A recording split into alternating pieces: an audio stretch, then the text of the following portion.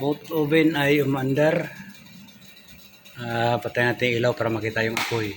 Yun o, may apoy. Yung isa naman buksan natin.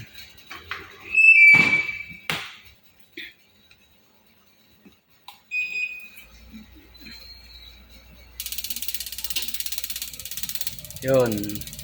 Mandar din siya. Alright. At yan ay gumagana.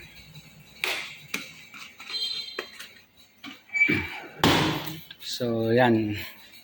Para silang dalawa ay gumagana na.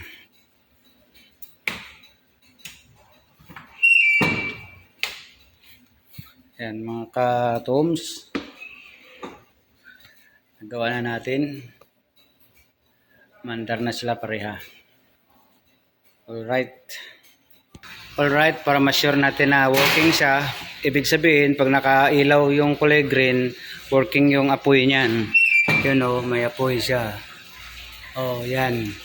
Pero pag ito ay walang kulay green at magpa-flasher itong kulay pula, walang apoy yan. At saka magbabaser yan. Ito naman. So yung pang ibaba working, yung pang ilalim naman bubuksan natin.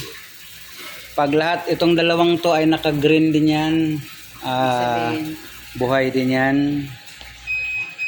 So yan, nagbi-blink siya, ibig sabihin hindi sumindi, yung baba sumindi na yan. Ibalik mo lang siya sa 0, mamatay yan. Kulay pula naman ito, so naka-off yan. Bubuksan mo ngayon ng para sumindi yung burner. Yan, nagkulay green na siya.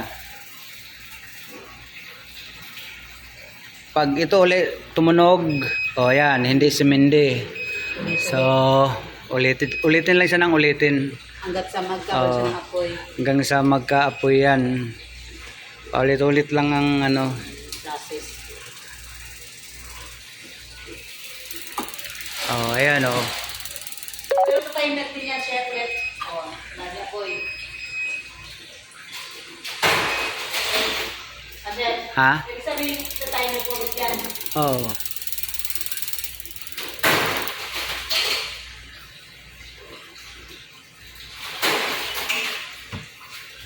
So, ayan.